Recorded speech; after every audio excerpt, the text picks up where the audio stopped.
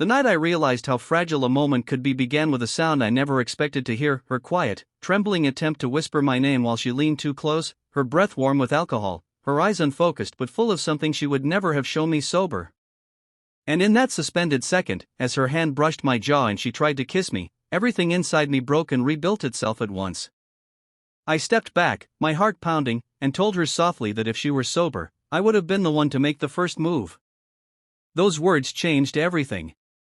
They ruined the night, yet saved something much greater. They shattered her, but also protected her.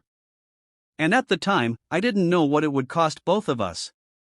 If you believe in kindness, patience, second chances, and love that grows slowly but honestly, please like, comment, share, and subscribe to the channel. It truly helps stories like this reach more hearts. My name is Daniel Carter, 31 years old, living in a quiet town in Oregon where the nights stretch long and the rain likes to tap reminders against your window. I worked at a small design company downtown, the kind of place where everyone knows who brings what to the potlucks and whose coffee cup belongs to who. And among all the predictable details of that life, there was one person who constantly disrupted my peace in the gentlest and most confusing way. Her name was Emily Hart, 29, kind, expressive, warm, and yet always holding her real emotions at a distance as though she were afraid of letting anyone see her too clearly. We'd been friends for almost 2 years. Close enough that people casually assumed we were dating, yet far enough that we both denied it instantly anytime someone joked about it. Emily had the kind of presence that lit up the air around her, bright laughter, soft voice, a smile that seemed made of sincerity rather than habit. But she also carried heaviness, a weight in her posture, a flicker in her eyes sometimes when she thought no one was looking. I didn't know the details then, only that she was someone who gave much more than she ever asked for. That night, the night she tried to kiss me, began like any other after-work gathering. A colleague had gotten promoted, so a small group of us went out. Emily wasn't much of a drinker, but she'd had a rough week, the kind that drains you slowly, and her friends convinced her to let loose just a little. I had stayed near her most of the evening, just keeping an eye not out of obligation, but out of something deeper I refused to name. She laughed too loudly at small jokes. She lost her balance once or twice. And she looked at me with a warmth that wasn't typical of her usual careful distance. When she staggered slightly outside the bar and I caught her arm, she leaned into me, soft and vulnerable in a way I knew wasn't her. She called me Dan instead of Daniel, something she only did when she was tired or overwhelmed. And as I walked her toward my truck to take her home safely, she stopped, turned to me, and in the weak light of the street lamp, she lifted her hand and touched my face as though it was something fragile. Her eyes were glassy, lost somewhere between honesty and intoxication.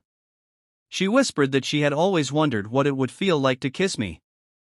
And before I could respond, she leaned forward slightly, her intent clear. It broke my heart. Not because I didn't want it, but because I did, far too much.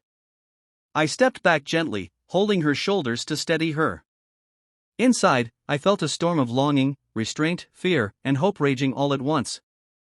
I told her softly that if she were sober, I would have been the one to make the first move. I meant it. God, I meant every word. But she stared at me in confusion and then pain, as though I had rejected something sacred. She apologized repeatedly even as I reassured her. The drive home was quiet. When I helped her inside her apartment, she wouldn't look me in the eyes. And for reasons I wouldn't understand until much later, that moment became a fracture line that neither of us could cross for a long time. The next week at work, Emily avoided me. Not rudely, just quietly, carefully, as though touching a bruise. She kept her distance in meetings, laughed politely instead of naturally, and every time our eyes met, she looked away. It bewildered me, and at the same time, I respected the space she needed. But then it stretched from days into weeks. Finally, one rainy evening, I found her sitting alone in the break room near closing time, staring at a mug of tea she wasn't drinking. She looked small, tired, and lost in her thoughts. I stood in the doorway for a moment, debating whether I should say anything, but something about the curve of her shoulders told me silence was no longer helping either of us. I walked in slowly and sat across from her without speaking. She looked up briefly, then down again. For a moment, neither of us said anything. The room was quiet other than the hum of the vending machine and the rain tapping at the glass. She told me she remembered everything from that night.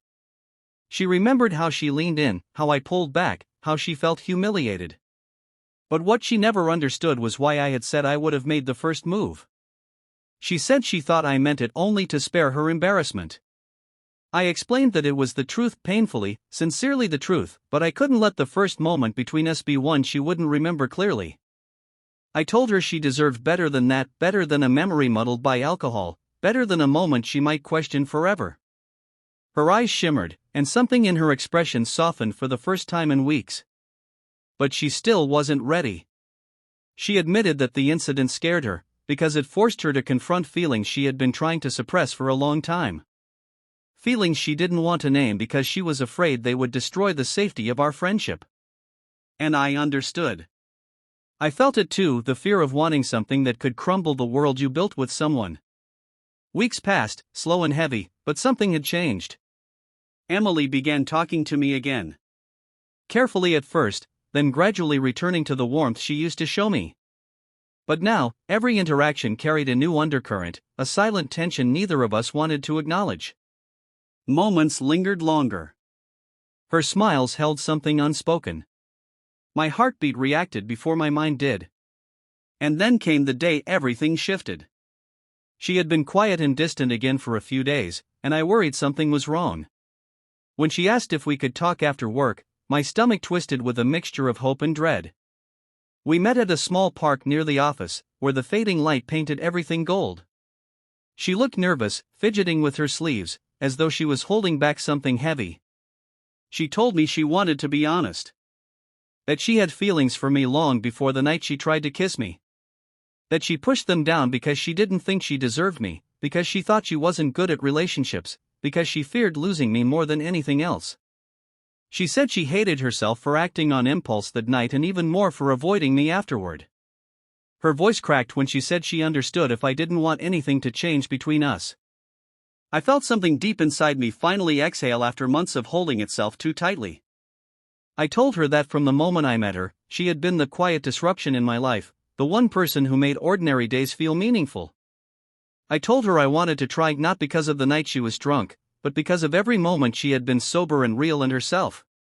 She cried, not loud, not dramatic, just a soft release of emotion that had been trapped inside her for too long. And when I pulled her gently into my arms, everything felt right in a way I couldn't explain. Our relationship didn't become perfect overnight. We were cautious, almost painfully slow in the beginning.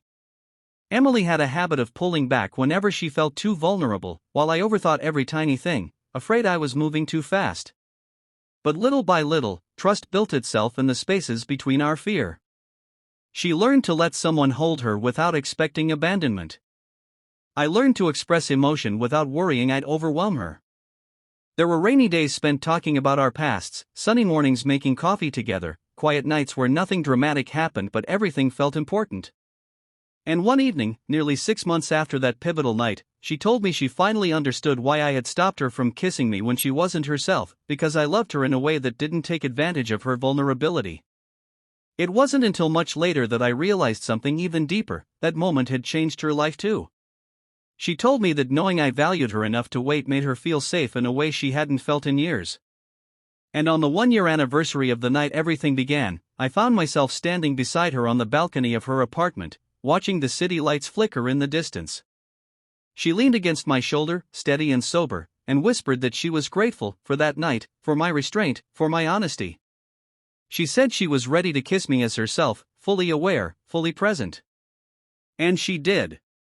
It was slow, gentle, and full of everything we had both held back for far too long. It felt like healing and hope and belonging all at once. And as we stood there with the cool night air brushing past us, I realized that sometimes the hardest moments, the ones that break something open inside you, are the ones that lead you to the place you were meant to be. If this story touched your heart, if you believe in patient love, second chances, and choosing what is right over what is easy, please like, comment, share, and subscribe. Your support truly helps. Before you read the final lines, please comment below. Patience is powerful. In the end, I learned that love isn't about perfect timing, it's about choosing someone again and again, even when fear whispers reasons to run.